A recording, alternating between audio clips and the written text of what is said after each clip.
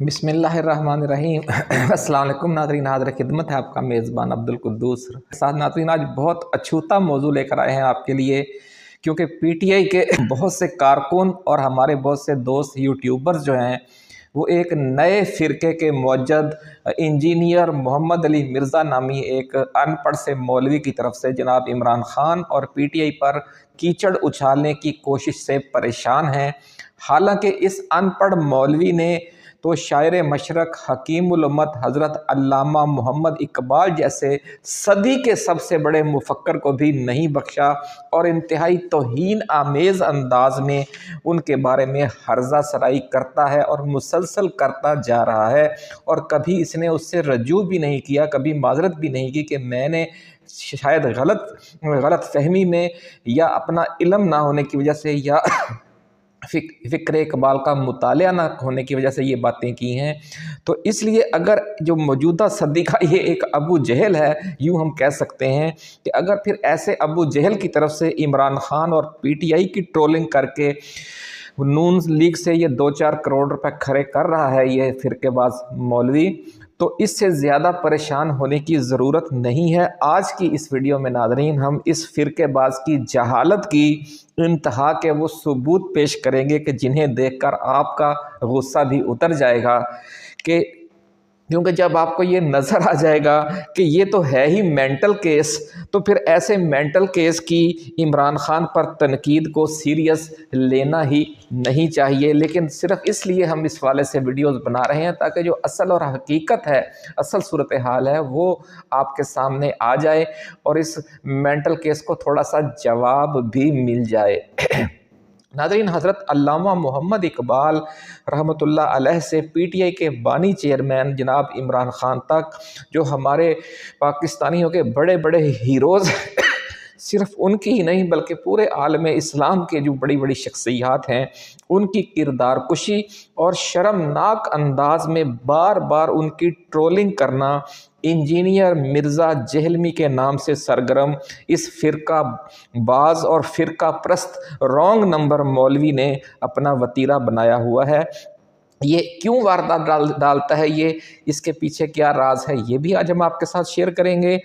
لیکن ساتھ یہ کہنا ضروری ہے کہ ستم یہ ہے کہ بانیان پاکستان کے خلاف ہرزہ سرائی تو اس ملک میں قانونی طور پر جرم ہے، اور یہ ان پڑھ ملا جو ہے 2 نمبر مولوی، یہ بار بار حضرت علامہ محمد اقبال رحمۃ اللہ علیہ کو غیر اسلامی سوچ کا علمبردار ثابت کرنے کے لیے ایڑی چوٹی کا زور لگاتا ہے، اور نہ جانے کیا کیا کچھ بکواسیات کرتا ہے، اور لیکن اسے کوئی پوچھنے والا نہیں ہے، اور ساری اس کی ویڈیوز موجود ہیں، اس وقت بھی موجود ہیں یوٹیوبز پر۔ اس کے باوجود کوئی اس کو نہیں کہتا کہ نظریہ پاکستان کا جو تحفظ ہے اور نظریہ پاکستان کے حوالے سے جو ہماری کلیدی شخصیات ہیں ان کو اس انداز میں کہ آپ انہیں خود غیر اسلامی یا اسلامی واجب القتل قرار دے دیں یا توہین اسلام کے مرتکب قرار دے دیں، تو نعوذ باللہ ایسے بندے کے بارے میں ہم کیا کہہ سکتے ہیں۔ اتنا بڑا مینٹل کیس ہے ناظرین، لیکن اس کو اجازت ہے کہ وہ جس پہ چاہے بھونکے، اس کو کوئی پوچھنے والا نہیں ہے، اور حالانکہ خود جو اس کا اپنا استاد ہے اور بڑی بزرگ شخصیت ہے مرحوم حضرت مولانا محمد اسحاق فیصل آباد والے، انہوں نے بڑے شاندار انداز میں حضرت اقبال کے مقام کی تصویر کشی کی ہے، اور ایسے فرقہ باز رانگ نمبر مولویوں کی تنقید کا جواب یہ کہہ کر دیا ہے کہ اقبال پر تنقید کرنے سے پہلے آپ اقبال کو اچھی طرح پڑھ تو لیں۔ آئیے پہلے ناظرین ہم اس ابو جہل کی حضرت علامہ اقبال رحمۃ اللہ علیہ کے خلاف ہرزہ سرائی سنیں، پھر مولانا اسحاق صاحب کی طرف سے ایسے ابو جہل ملاؤں کو جو جواب دیا گیا ہے وہ سن لیں۔ اس کے بعد پھر ہم آپ کو بتائیں گے کہ اس نے عمران خان اور پی ٹی آئی کے خلاف کیا شرانگیزی کی ہے اور اس کا مقصد کیا ہے، اور اس شرانگیزی کا اس کا جواب اس کی اپنی ہی گفتگو کے کلپ ساتھ شامل کر کے آپ کو دیں گے، تو آپ کو اندازہ ہو جائے گا کہ یہ مولوی جو ہے یہ کوئی بہت ہی عجیب قسم کا ابو جہل ہے، اور اس کا جو نیا فرقہ ہے اس کو ہم یوں کہہ سکتے ہیں کہ یہ نئے فرقے لعنتیہ ملامتیہ کا بانی ہے، کیونکہ اس نے ہر کسی پر لعنت ملامت کرنا زندگی کا مقصد بنا رکھا ہے۔ تو اس لیے لیے ہم اسے بانی لعنتیہ ملامتیہ بھی کہہ سکتے ہیں۔ تو یہ ذرا اس کی پہلے گفتگو سن لیں، اب پھر آگے چلتے ہیں۔ اپنی آڈینس کو یہ بتائیں کہ ڈاکٹر اقبال کو جو پیغمبر بنا لیا نا پاکستانی قوم نے، خدا کے لیے اس سے باہر نکلے۔ انہوں نے بڑی عجیب و غریب باتیں کی ہیں، وہ جس سے بھی، وہ ہٹلر سے بھی متاثر ہے، جمہوریت کے خلاف جتنی نفرت ان کے دل میں تھی نا، وہ ہٹلر کی کتاب پڑھ کے آئی ہے، انہوں نے ہٹلر کی تعریف بھی کی ہے۔ وہ کارل مارکس سے بھی متاثر تھے، وہ چونکہ ان کی تعلیم پوری ادھر تھی، وہ ادھر سے ہی چیزیں انہوں نے گڈمنٹ کی، اور سارا کچھ لوگ ان کو ایک اسلامک اسکالر کے طور پہ پیش کرتے ہیں۔ وہ ایک فلاسفر تھے جو مختلف فلسفیوں سے متاثر تھے۔ دین ہوا جو کتاب و سنت کا نام ہے۔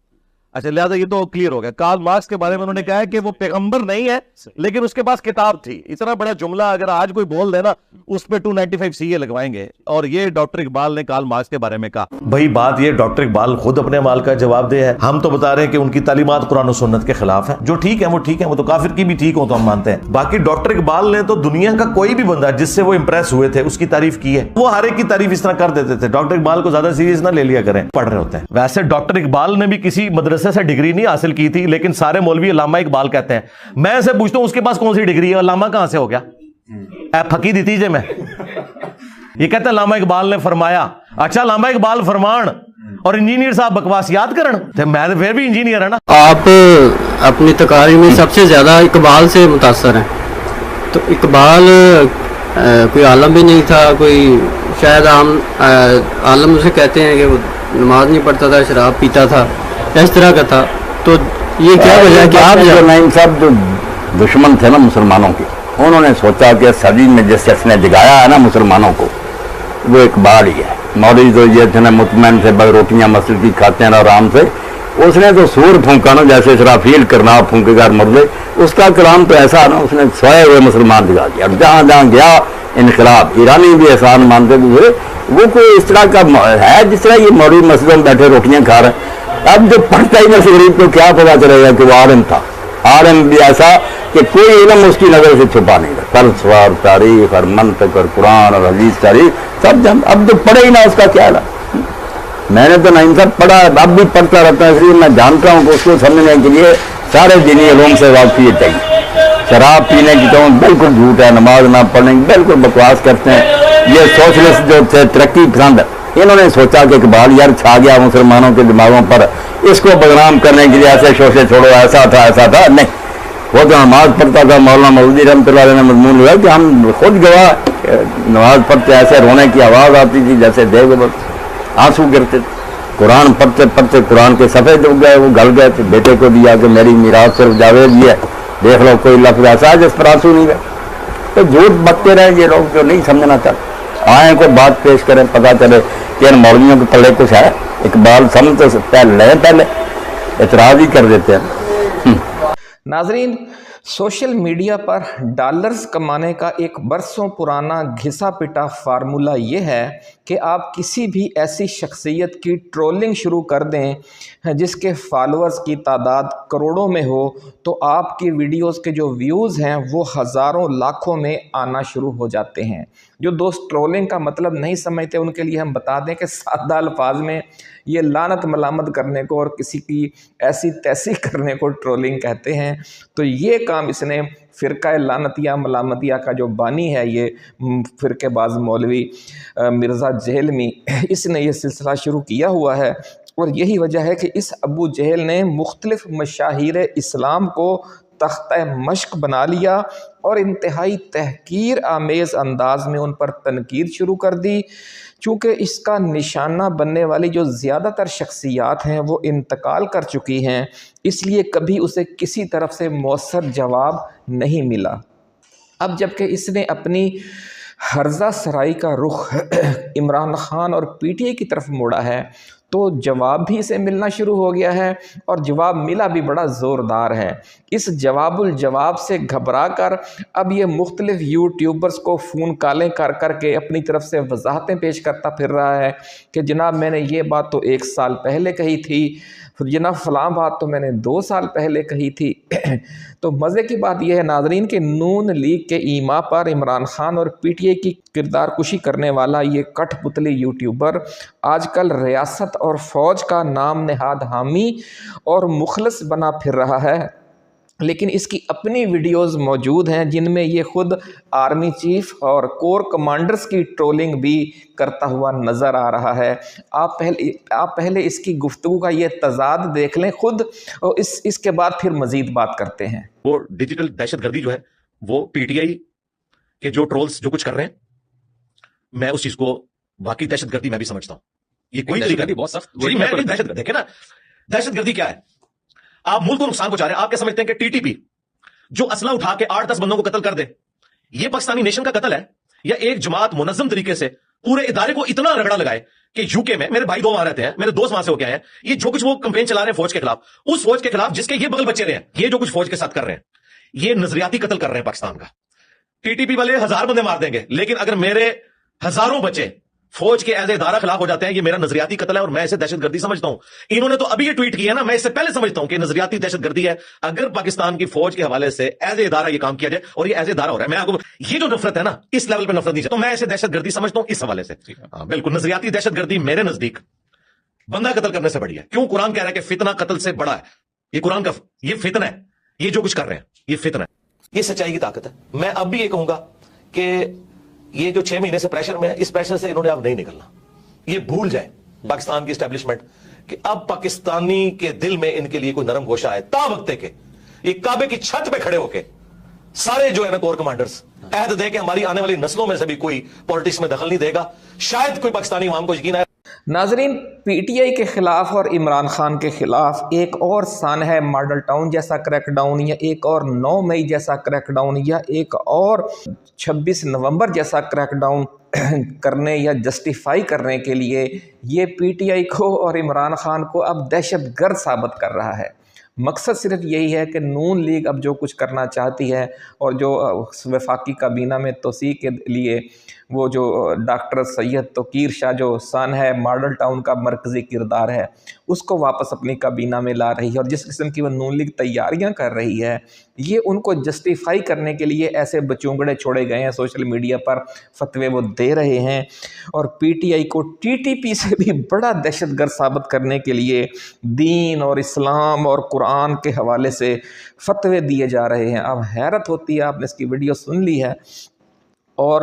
اس ابو جہل ملا کا اپنا فہم قرآن کیا ہے، اپنا فہم دین کیا ہے، کہ اس نے اپنی تمام تر صلاحیتیں چند فرقوں کے خلاف ایک منطقی قسم کے اعتراضات کے ذریعے ریٹنگ لینے کے لیے مختص کر رکھی ہیں، اور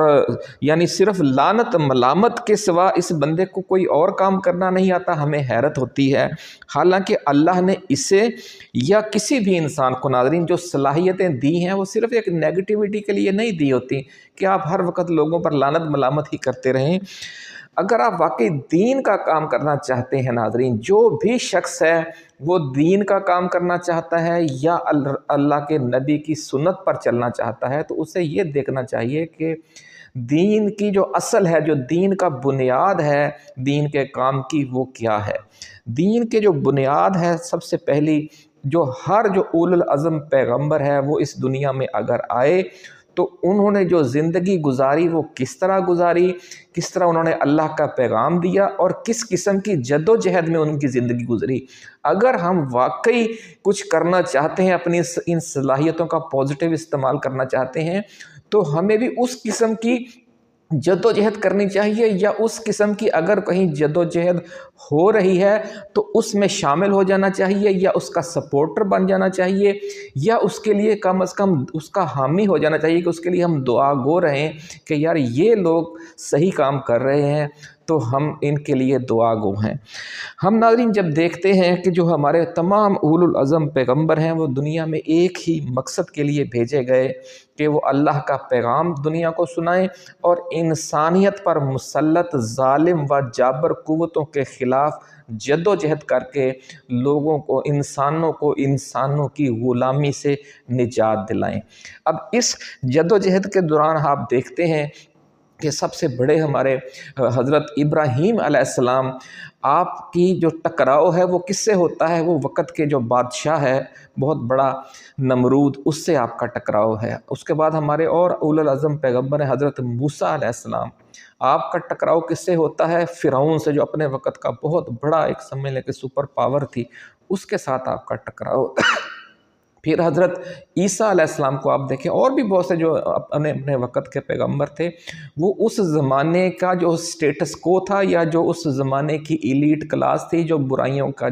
جڑ تھی، وہ اس کے خلاف ہی ان کی ہر پیغمبر کی جدوجہد انہی کے خلاف تھی۔ انہی کو وہ کہتے تھے کہ وہ یہ زیادتیاں، ظلم زیادتیاں اور غیر اسلامی کام آپ نہ کریں، تو اس کے علاوہ کوئی اور مقصد نہیں تھا۔ خود آپ دیکھیں کہ حضرت عیسیٰ علیہ السلام کی جو جدوجہد تھی، وہ رومن امپائر کے جو مقامی وہاں پہ تھے طاقتور لوگ، طاقتور طبقات، ان کے ساتھ ٹکراؤ رہا، اور انہی کی طرف سے آپ کو پھانسی دینے کی کوشش کی گئی، اور اللہ تعالیٰ نے آپ کو اوپر اٹھا لیا۔ خود رسول اللہ صلی اللہ علیہ وآلہ وسلم کی زندگی بھی آپ دیکھ لیں کہ قریش مکہ کے خلاف جو ایک ظالم جابر اور ایک مسلط طبقہ تھا، سٹیٹس کو تھا، اور ان کے خلاف جدوجہد کرتے گزری۔ پھر یہ مکی زندگی ہے، مدنی زندگی میں آپ نے دیکھا کتنی آپ نے جنگیں لڑیں۔ پھر آپ کے صحابہ کرام دیکھ لیں کہ دنیا کی سپر پاورز تھیں جو ایسے، یعنی ایک اسلامی ریاست قائم کرنا اور غیر اسلامی ریاست کی مزاحمت کرنا، غیر اسلامی حکمرانوں کی مزاحمت کرنا، یہ ہے اسلام۔ اس کا مقصد، اسلام کا مقصد صرف یہ نہیں ہے کہ آپ جو مختلف فروعی اختلافات ہیں ان کی بنیاد پر ایک دوسرے کے خلاف آپ فرقے بازی میں ساری زندگی گزار دیں۔ نہیں، آپ دیکھیں کہ آپ کی اس وقت سوسائٹی میں پورا عالم اسلام کن مسائل سے دوچار ہیں، اور ان مسائل کا حل یہی ہے کہ جو ملک میں پہلے جو اسلامی ممالک ہیں ان کے اندر جو ظلم اور استحصال اور ناانصافی کا نظام ہے وہ ختم ہونا چاہیے، اور جو مخلوق خدا ہے اس کو غلامی سے، سیاسی غلامی سے، ذہنی غلامی سے، معاشی غلامی سے، غربت سے، جہالت سے نجات دلانے کی جو ایک جد و جہد ہے،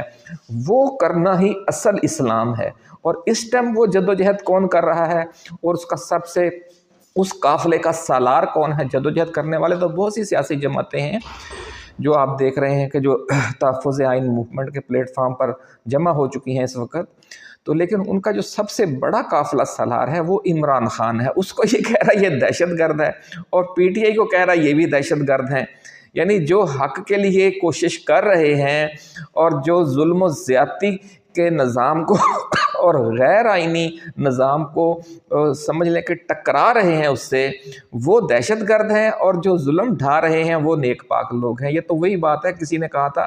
کہ جناب اگر یہ ہمارا اس جیسا میڈیا ہوتا نا جس طرح کا آج کل میڈیا ہے، تو جس طرح جب حضرت امام حسین علیہ السلام نے کربلا میں جہاد کیا اور قربانی دی، سب سے بڑی قربانی تاریخ انسانی کی، تو اس وقت بھی اس طرح کا میڈیا ہوتا تو انہوں نے یہی بریکنگ نیوز چلانی تھی کہ جناب 72 جو دہشت گرد ہیں وہ مارے گئے ہیں، اور جو ریاست اسلام کا جو خلیفۃ المسلمین ہے یزید بن معاویہ، اس کی حکومت کے خلاف جو بہت بڑی سازش تھی اس کو ناکام بنا دیا گیا ہے۔ تو اس طرح کا فتویٰ بھی ایک مولوی صاحب نے اس وقت کے جو کوفہ کا بہت بڑا مفتی تھا غالباً، اس کی طرف سے فتویٰ بھی دیا گیا تھا کہ یہ بغاوت کر رہے ہیں امام حسین۔ تو اس طرح کے مولوی ہر زمانے کے حکمرانوں کی سپورٹ کے لیے اور ان کو کریک ڈاؤن کرنے کے لیے ایک دینی جواز فراہم کرتے ہیں۔ تو قاضی شری مجھے یاد آ گیا، قاضی شری سے کہتے ہیں کہ فتویٰ لیا گیا تھا، جو گورنر تھا اس کا کوفہ کا، اس نے فتویٰ لیا تھا۔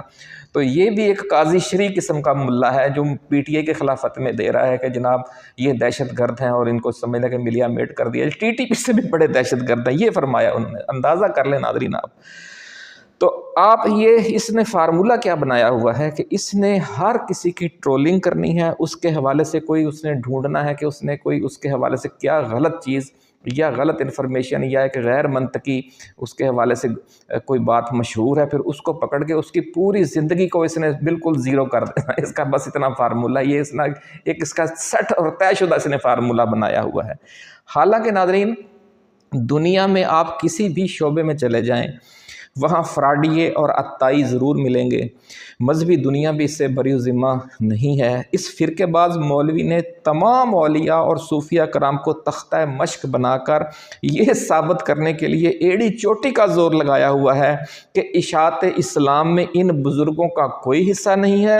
اور یہ تمام ہستیاں صرف اور صرف گمراہی پھیلا کر اسلام کو نقصان ہی پہنچاتی رہی ہیں۔ یہ ہے ٹوٹل اس کی پوری زندگی کی کاوشوں کا نچوڑ۔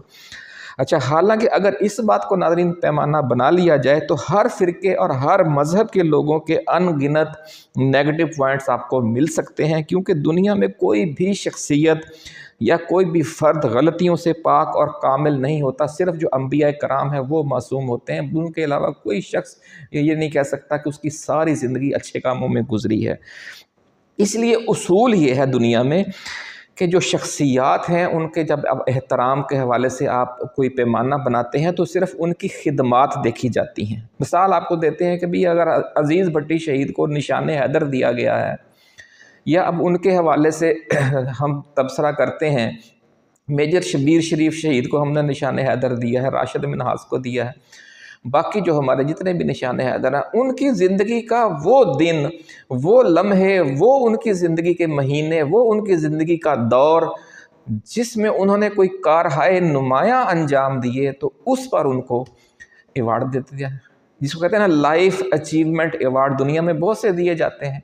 جو انہوں نے کوئی بہت بڑی خدمت انجام دی ہوتی ہے اس کے حوالے سے ان کو ایوارڈ ملتا ہے۔ تاریخ میں بھی جو بڑی بڑی شخصیات ہیں ان کا نام سلطان صلاح الدین ایوبی ہیں۔ انہوں نے ان کی ایک زندگی گزری، صلیبی جنگیں تھیں، اور کس طریقے سے انہوں نے عالم اسلام کو ایک نازک وقت میں ایک بہت بڑے حملے سے نجات دلائی، وہ ان کی خدمات ہیں۔ اب آپ ان کی زندگی کے کوئی پرانے واقعات ڈھونڈ کر ان کے حوالے سے فتویٰ جاری کریں۔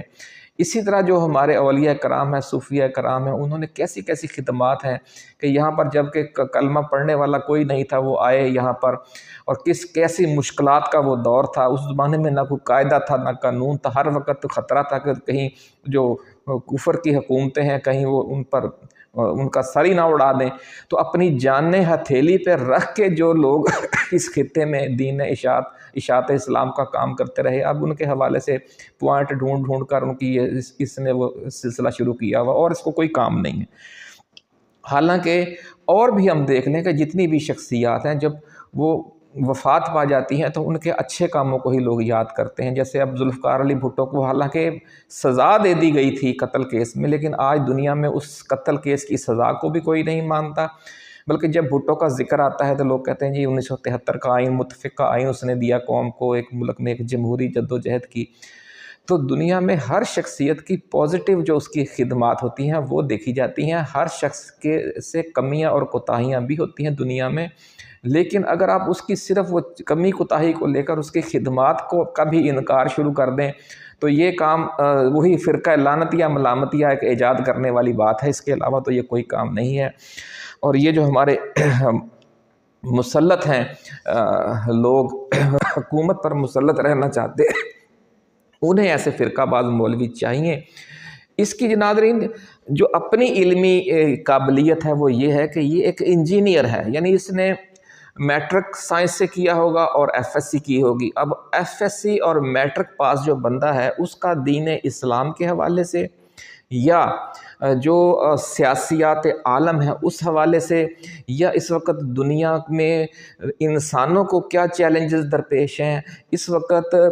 پوری کائنات میں جو اللہ اور اللہ کے نظام کو